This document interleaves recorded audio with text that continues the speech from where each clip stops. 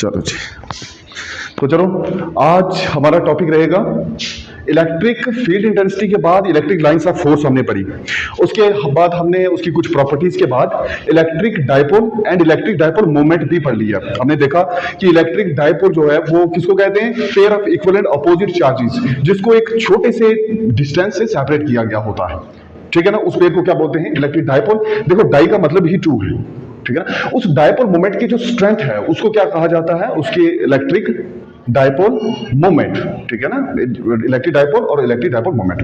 अब हम फाइंड करेंगे टॉर्क को, ठीक है। वो टॉर्क क्या होता है सबसे पहले उसके बारे में बताऊंगा, फिर टॉर्क जो कि डायपोल के ऊपर एक्ट कर रहा हो किसी भी एक यूनिफॉर्म इलेक्ट्रिक फील्ड के अंदर। ये यूनिफॉर्म इलेक्ट्रिक फील्ड क्या होता है, यूनिफॉर्म इलेक्ट्रिक फील्ड का मतलब है कि हर उस फील्ड के जहां जहां तक हम बात करेंगे ना, उसके हर पॉइंट पे फील्ड एक जैसा होगा।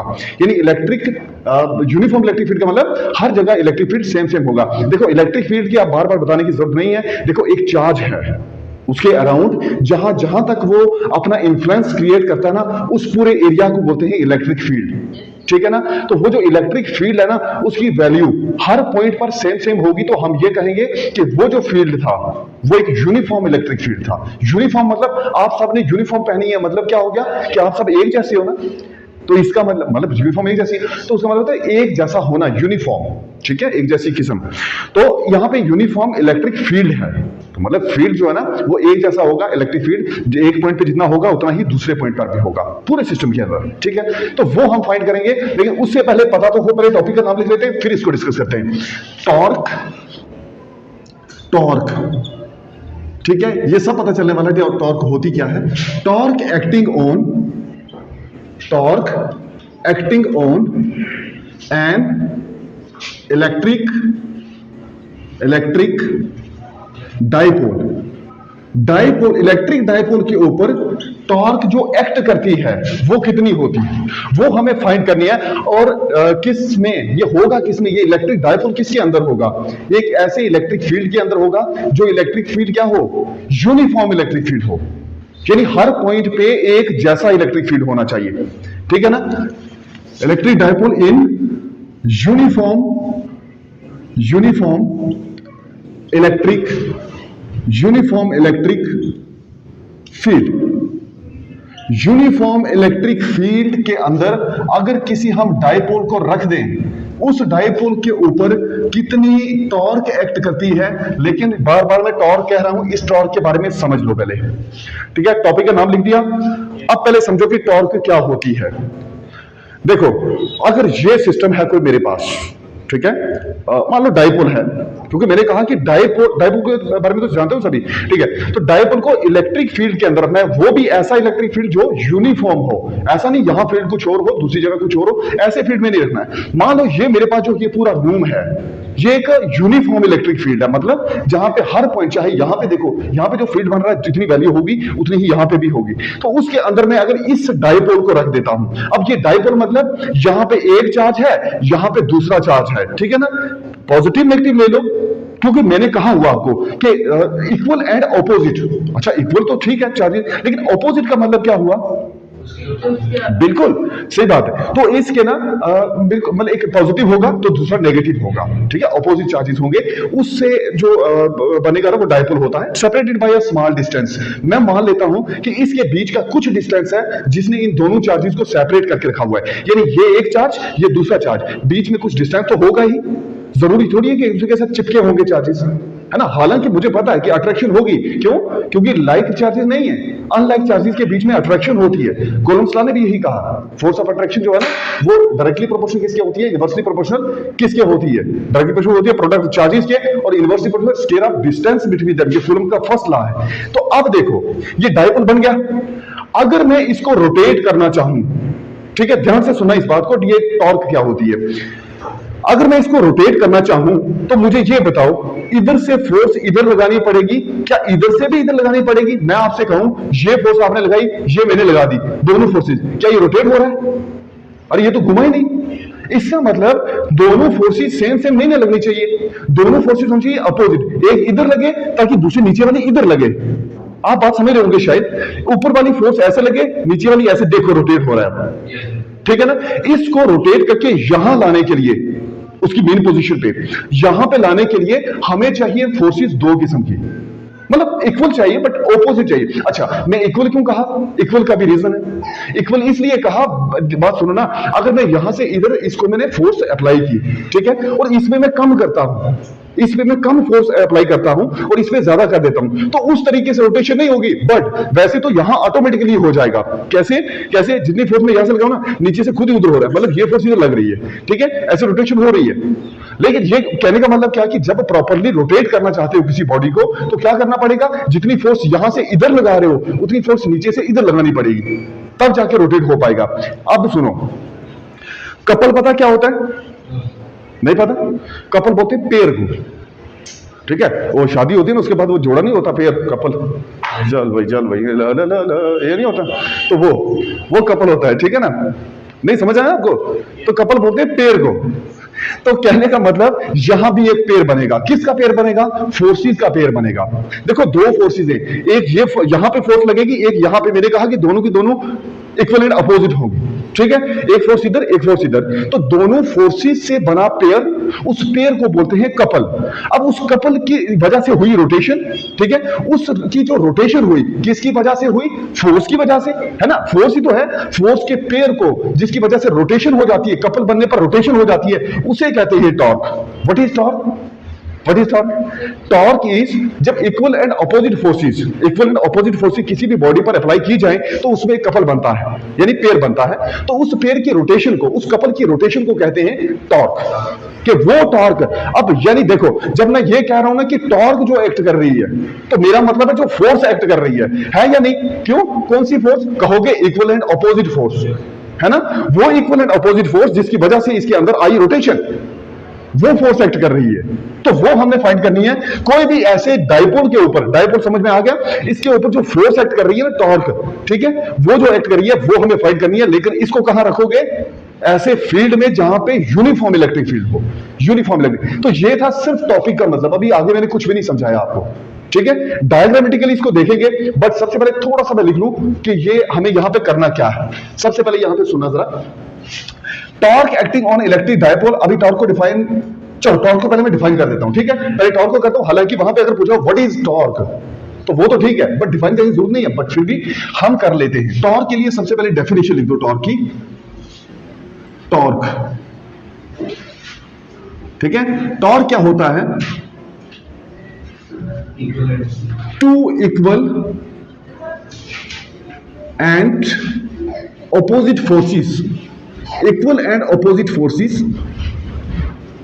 forces on dipole क्या करता है? Give rise to its rotation. वो इसको रोटेट करने लगता है, ठीक है ना, causes rotation in it as the pair, कौन सा? Pair of equal and opposite, pair of equal and opposite forces,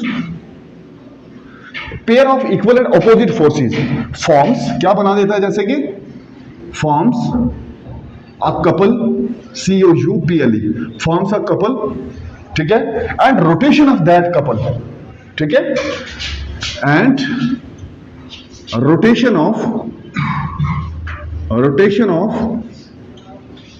that couple, उस कपल की रोटेशन जो होगी, उस रोटेशन को हम क्या कहेंगे? उस रोटेशन हुई किस वजह से? फोर्सेस की वजह से। उन इक्वल एंड अपोजिट फोर्सेस के पेयर को कहेंगे कि ये टॉर्क एक्ट की है इसके ऊपर, ठीक है, and rotation of that couple. अच्छा, इसको आप लिख कैसे? इज गिवन बाय, उसको आप लिख सकते हो। देखो इसको ना, हम पहले ये देख लो, ये क्या है? खाली नहीं, इसको बोलते हैं टाउ। टॉर्क को डिनोट करते हैं टाउ से, और इसको टाउ नहीं बोलना, ठीक है, पापा के बड़े भाई, ताऊ, ये ताऊ नहीं है, ये टाउ है, टाउ, ठीक है ना। टाउ मतलब ये टॉर्क का सिंबल है, टॉर्क को डिनोट करते हैं टाउ से। तो ये टाउ होता है किसके equal, is equal to force, ठीक है, हाँ, फोर्स इनटू परपेंडिकुलर डिस्टेंस। वो परपेंडिकुलर डिस्टेंस कौन सा है वो भी बताने वाला हूं मैं, सिर्फ थोड़ा सा वेट करो। तो force into perpendicular, PERPE NDICULAR, perpendicular force into perpendicular distance. वैसे अगर देखा जाए, अगर कोई आपके पास कर्व है, ठीक है, चलो इसके बारे में डायग्राम में सीधा समझा दूंगा, आप यहां पे इतना ज्यादा करने की जरूरत नहीं है। इसको स्टार्ट करते हैं फिलहाल क्वेश्चन को। तो ये था सिर्फ किसके बारे में, टॉर्क के बारे में, इक्वल एंड अपोजिट फोर्सेस का पेयर जो कि रोटेशन कर पाए, कपल बनाए और उसके बाद रोटेशन कर पाए, तो उस फोर्सेस के पेयर को क्या बोलते हैं, टॉर्क एक्ट की है बॉडी के ऊपर। बस इतना क्लियर है। अब इसको स्टार्ट करते हैं। देखो, मान लो, कंसीडर करो, कंसीडर, उसके साथ ही लिखना, ठीक है, थोड़ा सा एक लाइन छोड़ के नीचे लिखना, consider to equal and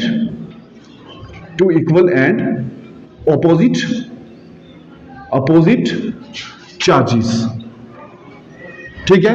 equal and opposite charges क्यों लिए, क्योंकि इसकी वजह से मुझे बताना है कि डायपोल है, ठीक है ना, equal and opposite charges, so that these form a dipole, वो डायपोल बना दें, a dipole, ठीक। अब ये डायपोल है तो डायपोल मोमेंट क्या होगी इसकी, अच्छा इसको मैं बता दूं कि ये सेपरेट किया हुआ एक छोटे से डिस्टेंस से, ठीक है ना, that these form a dipole separated,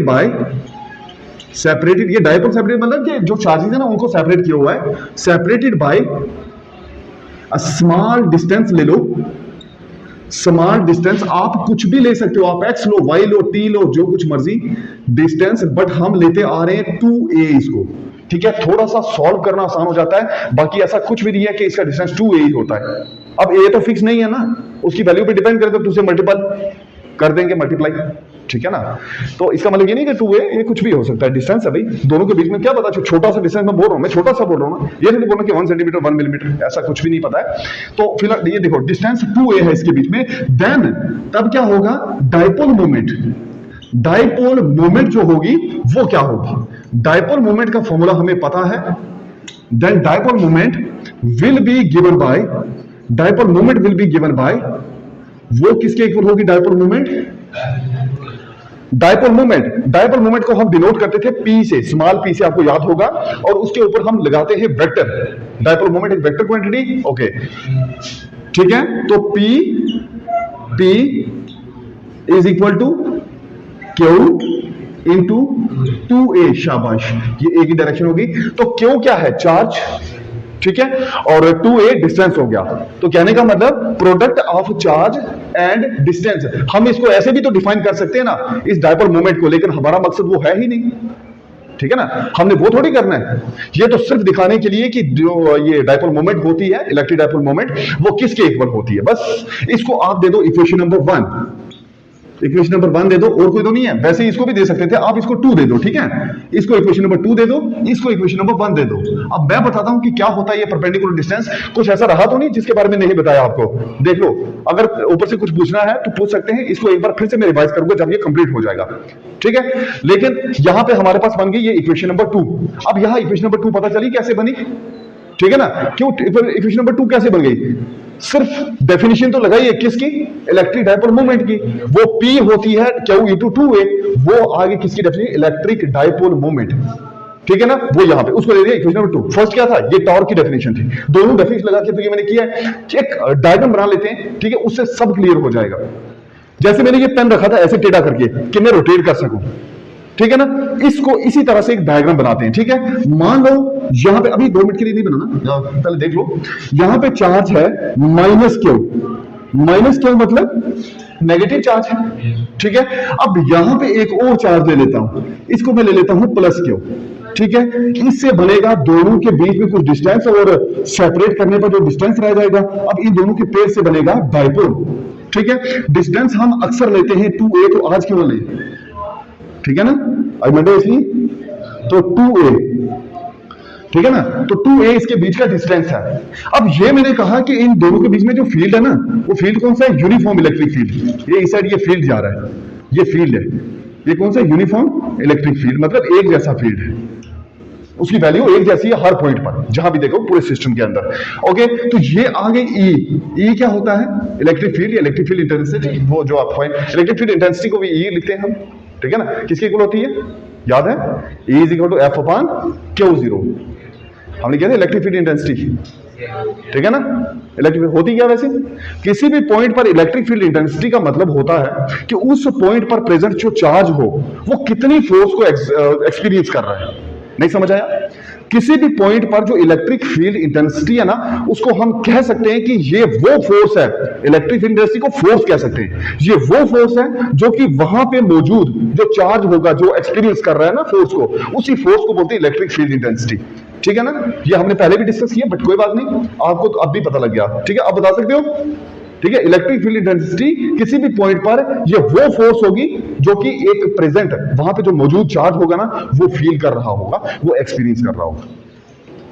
ठीक है, तो याद क्लियर हो गया। तो ये 2a डिस्टेंस था, बाकी ये फील्ड है। अब इसमें क्यू अगर प्लस का क्यू अगर चार्ज है, एक छोटी सी बात बताता हूं। आपने खुद कहा कि E जो होती है ना, वो होती है F अपॉन Q0, यही है ना।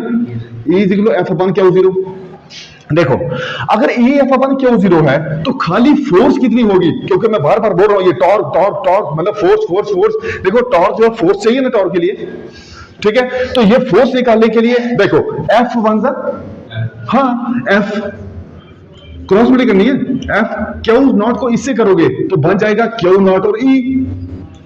ठीक है, मतलब फोर्स होती है charge into field intensity, field intensity मतलब इलेक्ट्रिक फील्ड इंटेंसिटी। तो force is equal to charge multiply electric field intensity. ये समझ में आया? ठीक है ना। ये यहां से निकला, ये कहां से आया? ये इलेक्ट्रिक फील्ड इंटेंसिटी की डेफिनेशन से आया, डेफिनेशन से आया, ये यहां से आया, ये इसका हम यहां पे यूज करें। देखो, इस मैंने कहा था कि इसको ना एक फोर्स इधर से चाहिए, एक फोर्स इधर से चाहिए। जो इधर से चाहिए, देखो ऊपर से ऐसे करने के लिए ऐसे करें, क्योंकि मैं इसको ऐसे करना चाहता हूं, रोटेट करना चाहता हूं ना, तो इसको नीचे करना चाहता हूं। तो यहां इसकी वजह से एक फोर्स लगेगी, ठीक है। फोर्स लगेगी परपेंडिकुलरली इस तरह से, ये इसके पैरेलल में बन जाएगा। ये देखो, ये जो फोर्स प्लस क्यू की वजह से लगी वो होगी, देखो एफ फोर्स किसकी कीमत है? Q E. वो चाहे Q0 तो टेस्ट चार्ज लिया था इसलिए ऐसा आ रहा है, वरना प्लस क्यू हो, माइनस क्यू हो, सिंपल क्यू हो, कुछ भी क्यू है तो क्यू ही ना। ठीक है, तो हम प्लस क्यू हो तो लिखेंगे प्लस क्यू और साथ में ई, क्योंकि यहां से क्या लगी? फोर्स। इसकी वजह से जो फोर्स लगी वो प्लस क्यू ई, इसकी वजह से जो लगी वो कितनी होगी? Very good, very good, minus q ई। क्योंकि ये चार्ज किधर लगाएगा? इधर लिखूं इसको? नेवर। यहां की जो फोर्स है ना, वो इधर लगनी चाहिए, तब जाके रोटेशन होगी। इधर की इधर लगा दी, उधर एरो दे दिया, इधर की इधर लगाई, तो यहां पे एरो दो इसको, तो ये बनेगा माइनस क्यू और E। पहले सुन लेना, फिर इस डायग्राम को बनाना, ठीक है। तो यहां तक हो गया। माइनस क्यू ई कहां से आया? ये भी समझ में आ गया, वो भी समझ में आ गया। तो चलो अब मैं आपको बताता हूं। आपने ट्रिग्नोमेट्रिक टेबल भी पढ़ा होगा 10th क्लास में, ठीक है, और ट्रिग्नोमेट्रिक रेशियोज भी पढ़ी होंगी। वहां आपने एक फॉर्मूला देखा होगा, अगर नहीं पता तो आज मैं वो बता देता हूं आपको एक सिंपल सा ट्रिक, सिंपल सेंटेंस बताता हूं। उस सेंटेंस से वो सारी वैल्यूज, साइन कॉस टेन, ये सारी वैल्यूज आ जाएंगी, ठीक है ना। एक सेंटेंस को देखना, सम। देखो, कुछ लोगों के बाल जो होते हैं ना, वो तब तक काले रहते हैं या तब तक जैसे भी वो रंग करना चाहे रहते हैं, जब तक वो मतलब मेहंदी लगाते रहेंगे, ठीक है, कलर करते रहेंगे। Some people have curly black hair. कुछ लोगों के ब्लैक हेयर रहते हैं टिल पेंटेड ब्लैक, जब तक वो ब्लैक मेहंदी लगाते रहे, ठीक है। मतलब मैंने क्या कहा? Some people have curly black hair, ठीक है, टिल पेंटेड ब्लैक। मतलब क्या है इसका मतलब क्या है? S is equal to P upon H, C is equal to B upon H, T is equal to P upon B। मतलब साइन होता है परपेंडिकुलर अपॉन हाइपोटेन्यूज, कॉस होता है बेस अपॉन हाइपोटेन्यूज, और टेन होता है परपेंडिकुलर अपॉन बेस। कभी कभी इसको कहते थे कि पंडित बद्री प्रसाद हर हर वो, ऐसा कुछ बोलते थे, कि ऐसे ऐसा बोलना नहीं चाहिए कि ऐसे बोलते हैं पाकिस्तान भूखा प्यासा, हिंदुस्तान हरा भरा कि ऐसे, लेकिन ऐसा क्यों कहना? ठीक है, जब हमें पता है some people have colour black hair till pantry black, ये करो ना, ठीक है। तो ऐसा नहीं कहना है कि साइन होता है P अपन H, कॉस होता है B अपन H, टेन होता है P अपन V, ठीक है। लेकिन यहां पे देखना मैं क्या यूज करने वाला हूं, तो इन चीजों का यूज मैं यहां पे करूंगा। ये हालांकि इस क्वेश्चन में ऐड मत करना, ये मैं ऐसे ही बता रहा हूं आपको, ठीक है। इसको ऐसे रफली लिख लेना। यहां पे मान लो मैं परपेंडिकुलर ड्रॉप, अच्छा परपेंडिकुलर क्यों ड्रॉप कर रहा हूं, क्यों कर रहा हूं? क्योंकि ये देखो फोर्स निकल गई, परपेंडिकुलर डिस्टेंस भी तो चाहिए, ठीक है ना। परपेंडिकुलर डिस्टेंस चाहिए, इसके लिए मुझे एक यहां पे परपेंडिकुलर लेना पड़ेगा, यहां से ऊपर से ड्रॉप करना पड़ेगा नीचे की तरफ। ये आ गया एक परपेंडिकुलर, ठीक है जी, ये परपेंडिकुलर है, इसको मैं यहां पे मिला देता हूं। देखो याद आई 10th की, है ना। ये बन गई ट्रिग्नोमेट्री के लिए एक राइट एंगल ट्राइंगल, जिसका यहां पे एंगल है 90 डिग्री का, ठीक है ना, 90 डिग्री। अब यहां पे कोई एक थीटा होगा, कोई एंगल होगा, यहां भी तो एंगल होगा, कोई theta theta theta theta theta. क्या ये बदल जाएगा? नेवर। ये कैसे बदलेगा? देखो अगर मैं इस तरह का एंगल ले रहा हूं, यहां पे है 35 या मान लो 60 डिग्री का एंगल बना, ये 60 डिग्री का एंगल है, इसको मैं थोड़ा सा और बढ़ा दूं, क्या ये 70 का हो जाएगा? नहीं, ये तो उतना ही खुला हुआ ना, ये चाहे जहां मर्जी ले जाओ एंगल तो उतना ही है, इससे कोई फर्क नहीं पड़ता। तो यहां पे ये परपेंडिकुलर ले लिया, ये जो डिस्टेंस है ये कितना है जो परपेंडिकुलर, क्योंकि मुझे ये नहीं चाहिए, मुझे क्या चाहिए? मुझे चाहिए सिर्फ ये परपेंडिकुलर डिस्टेंस, ये वाला। तो आसानी से फाइंड करेंगे ना। देखो क्या दिया हुआ है, मतलब इस ट्रायंगल के अंदर हाइपोटेन्यूज दिया हुआ है। तीन चीजें होती है ना, परपेंडिकुलर, बेस और हाइपोटेन्यूज, ठीक है। लंबी लाइन जो सबसे लंबी लेंथ होती है जिसकी, वो हाइपोटेन्यूज होती है एक राइट एंगल ट्रायंगल में, ठीक है। तो ये हाइपोटेन्यूज, इसका मतलब H आ गया हमारे पास। निकालना क्या है? P परपेंडिकुलर, ठीक है। और P और H का रिश्ता देखो कहां पे है, P और H, B और H, P और B, P और H कहां पे है? बिल्कुल इसी का यूज करते हैं, ठीक है। अब देखो अगर मैं साइन का यूज करता हूं तो साइन थीटा होता है, थीटा, हाँ थीटा ले लो, साइन थीटा होता है किसके इक्वल? ये थीटा, थीटा मतलब एंगल, ठीक है। साइन थीटा होता है किसके इक्वल? P अपॉन H, ठीक है। अब मुझे निकालना है P निकालना ना, ये देखो परपेंडिकुलर, देख लो यहां पे ध्यान से कि साइन थीटा किसके इक्वल हो गया? P कितना है? P हमारे पास यहां पे कुछ नाम दे दे क्या इसका? इसको यहां पे A देते हैं, इसको यहां पे B दे देते हैं, यहां पे C दे देते हैं, ठीक है। तो ये BC आ गया। ये जो BC है ना, BC परपेंडिकुलर है। हाइपोटेन्यूज देखो, हाइपोटेन्यूज की कुछ वैल्यू है, हाँ 2a, सेपरेटेड बाय सब स्मॉल डिस्टेंस 2a। तो यहां पे आप इसको 2 लिख दो, नीचे कुछ भी नहीं तो 1 डाल दो, कोई फर्क नहीं पड़ेगा, करो क्रॉस मल्टीप्लाई, BC आ जाएगा, वही तो चाहिए था। BC बनता BC is equal to 2a को साइन थीटा से करोगे, कोई मल्टीप्लिकेशन नहीं होगी, तो 2a साइन थीटा, ठीक है। वेरिएबल से बट अलग है, तो 2a साइन थीटा। BC की जगह अब यहां पे 2a साइन थीटा लिखने से मुझे कोई नहीं रोक सकता। रोको तो सही, कोई नहीं रोकता। ओके, तो 2a साइन थीटा ये आ गया हमारे पास, बस निकल गया सारी का सारा क्वेश्चन, ठीक। अब हम इधर आते हैं, लेकिन उससे पहले आप ये इसको उतार लो। तो यहां पे क्या था कि फोर्स जब एक्ट कर रही थी किसी भी चार्ज के ऊपर और वहां पे इलेक्ट्रिक फील्ड इंटेंसिटी थी, तो दोनों की वजह से यहां पे क्या बना?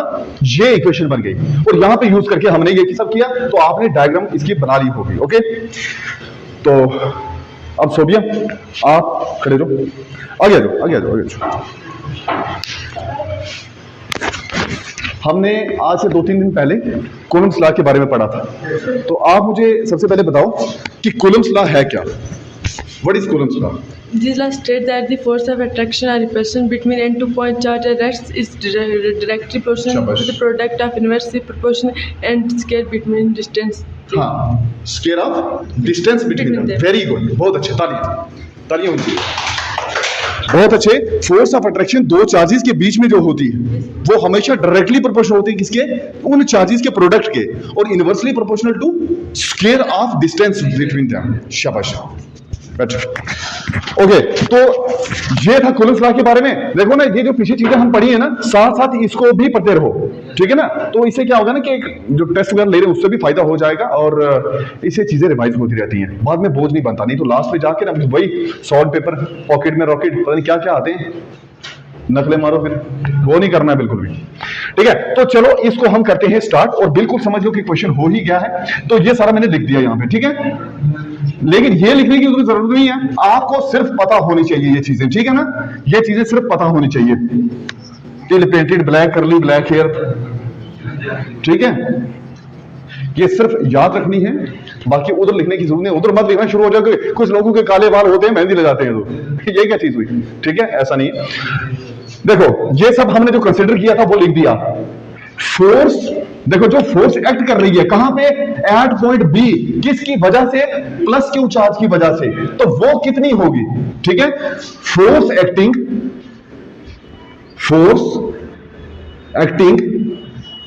वो फोर्स जो एक्ट कर रही होगी कहां पे भाई, at the force acting at point B, the force acting at point B, उस पॉइंट बी पे, ये देखो जो बी पॉइंट है ना, वहां पे चार्ज कौन सा पहले, प्लस क्यू चार्ज है, ठीक है। ड्यू टू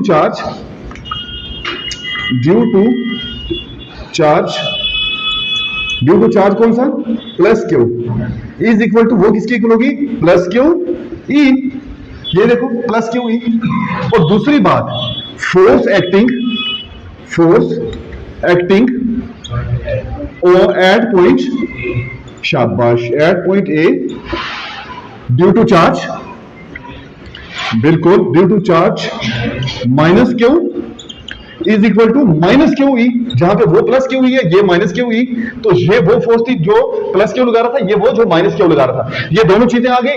बट हम जानते हैं कि ये जो है ना, इन दोनों पेयर की वजह से कपल बना, उस कपल ने की रोटेशन, तो उसी को क्या कहा हमने, टॉर्क कहा। वही हम फाइंड करना चाहते हैं, और हमें पता है फर्स्ट इक्वेशन क्या कहती है, हम लिखेंगे फ्रॉम फर्स्ट वी हैव, इसलिए ऊपर डिफाइन कर दिया था, from first we have, first से क्या होगा, फर्स्ट से टाउ जो है, या ऐसा लिखो टॉर्क, फर्स्ट से क्या होगा, torque tau is equal to, इसको टाउ बोलते हैं, ठीक है ना, टाउ, ठीक है, इसको टाउ बोलते हैं। तो टाउ जो होती है वो टॉर्क है, तो टॉर्क आपको पता लग गया क्या होती है, तो tau is equal to force multiply perpendicular distance, ये मैंने शॉर्ट में लिखा, आप चाहो तो पूरा भी लिख सकते हो, ठीक है। इज इक्वल टू, फोर्स कितनी है, अरे क्यू और ई तो है, वो चाहे नेगेटिव हो चाहे पॉजिटिव है, तो एफ ही ना, ठीक है। फोर्स इज इक्वल टू है तो चार्ज ही, तो इसलिए हम लिखेंगे क्यू इंटू ई, देखिए वैल्यू डालिए, कहां से डालिए भाई, फोर्स, ये देखो ना, यहां से plus q E minus q, इन दोनों को मिला के क्यू ई है तो है, ठीक है ना, टोटल फोर्स होगी वो क्यू इंटू ई होगी, तो यहां वही लिखा क्यू इंटू ई, मल्टीप्लाई सब दे के लिखो, मल्टीप्लाई परपेंडिकुलर डिस्टेंस, ये कौन सा था, बीसी, अब ये बीसी है कितना, 2a साइन थीटा, तो इसको हम डायरेक्टली 2a साइन थीटा लिख देंगे, ठीक है, विच इज इक्वल टू, इसको मैं इकट्ठा करता हूं, ठीक है, क्यू इंटू 2a, इसको करता हूं इकट्ठा, रीजन है एक, इसका मैं आपको बताता हूं रीजन, पहले ये इकट्ठा किया क्यों बताऊं, देखो Q into 2a, Q into किसके इक्वल है, इसीलिए किया, ठीक है ना, तो यहां से फॉर्मूला बन जाएगा, हमारे पास P आ गया यहां से, इसीलिए किया। बट एक बात और ध्यान से याद रखना, एक और बात याद रखना, जब हम वेक्टर क्वांटिटीज की बात करते हैं उनको स्केलर भी बनाया जा सकता है, पता आपको, और बना के दिखाता हूं। एक मान लो आपके पास वेक्टर है A, एक मान लो वेक्टर है B, ये रफ में चाहो तो लिख सकते हो, एक वेक्टर है B, दोनों का मैं कर रहा हूं क्रॉस प्रोडक्ट। देखो प्रोडक्ट दो किस्म के होते हैं, एक क्रॉस प्रोडक्ट, एक डॉट प्रोडक्ट, अब वो भी मैं बताता हूं आपको, A vector dot B vector, ठीक है ना, ये दो वेक्टर्स हैं। अब वेक्टर के बारे में ज्यादा बताने की जरूरत नहीं है, आपको पता है कि ये वैसी क्वांटिटीज होती है जिनकी डायरेक्शन पर्टिकुलर होती है और पर्टिकुलर मैग्नीट्यूड होता है, जिसका हमें पता है, ये नहीं कि डायरेक्शन बदल जाएगी, डायरेक्शन बदलनी नहीं चाहिए, डायरेक्शन बिल्कुल वैसी ही रहनी चाहिए जैसी यहां से स्टार्ट किया, यहां से चला बिल्कुल सामने, वो हो गई डिस्प्लेसमेंट ही कवर की ना, तो उस दौरान जो ये हमारी स्पीड हुई होगी उसको हम वेलोसिटी कहेंगे, ठीक है ना, तो यहां पे वो वेक्टर क्वांटिटी होगी। इसी तरह से ये दो वेक्टर से इसका आप क्रॉस प्रोडक्ट जब करोगे तो क्या होगा, A cross B is equal to AB। अच्छा, इसके ऊपर वेक्टर क्यों नहीं, मैंने कहा ना कि वेक्टर को स्केलर बना रहे हो आप, ठीक है ना, तो इस क्रॉस को हटाओ, साइन को लगाओ, साइन थीटा, ठीक है, क्रॉस को हटाकर साइन लगाओ, और यहां पे AB डॉट को हटाओ, कॉस लगाओ, ठीक है, याद रखना आज के बाद, क्रॉस हटाओ साइन लगाओ, डॉट हटाओ कॉस लगाओ, जरूर क्रॉस हटाओ साइन लगाओ, डॉट हटाओ कॉस लगाओ, बेटी बचाओ बेटी पढ़ाओ। तो चलो A B sine theta A B cos theta ये सब आ गया। अब इस चीज का हम यूज करेंगे कहां पे, यहां पे देखो साइन थीटा, तो साइन के केस में हम क्रॉस लिखते हैं। तो चलो देखते हैं क्या करते हैं हम यहां पे, क्यू इंटू 2a क्या होता है P, तो इस पूरे की जगह हम P लिख देंगे P, और बीच में क्या है अभी फिलहाल कुछ नहीं, मैं कहता हूं कि इन दोनों को पहले वो कर लेते हैं, क्या बोलते हैं, वेक्टर को स्केलर बना देते हैं, ठीक है। तो P तो हो गया, अब E भी है साथ में, ये स्केलर थे बने हुए, अब इसको वेक्टर में कन्वर्ट करने के लिए क्या कर देंगे भाई, इन दोनों के बीच में क्रॉस लगा देंगे E, आप कहोगे ये साइन किधर गया, साइन गायब कर दिया मैंने, जादू, ऐसा नहीं है, यहां साइन था क्रॉस लगा दिया ना, मैंने कहा क्रॉस हटेगा तो साइन लगेगा, साइन हटेगा तो क्रॉस ही तो लगेगा, ठीक है ना, साइन हटेगा तो क्रॉस लगेगा, जिसकी वजह से ये लगा था, तो यहां पे क्रॉस लगा दिया मैंने, ये इसलिए साइन चला गया, तो वैल्यू आ गई टाउ की, ये टाउ की वैल्यू है, टॉर्क की यही वैल्यू है, ठीक है ना। अब यहां से टॉर्क की वैल्यू में 3 केस बनते हैं, केस 3 कैसे बनेंगे, आप चाहो तो इसको एक इक्वेशन दे दो, वैसे इसको इक्वेशन देने के बजाय क्यू इंटू 2 को P करके आगे E और आगे साइन थीटा, इससे भी इक्वेशन दे सकते हो, लेकिन मैं तरीका बताता हूं, देखो जब आपके पास 3 केस कौन से होंगे, या तो ये ऐसे रखा होगा हमने कहीं ऊपर एक्सिस की तरफ, या ऐसे रखा होगा, या फिर ऐसे रखा होगा, यानी या तो इन दोनों के बीच में फील्ड और इस के डायपोल के बीच में जो एंगल बनेगा वो 90 का होगा, या पीछे मुड़के 180 का होगा, या इसी के ऊपर आके 0 डिग्री का होगा। इन तीनों के लिए अलग अलग केसेस बनेंगे, जैसे बाद में टाइम मिलता है हम इसको डिस्कस कर लेंगे, ठीक है।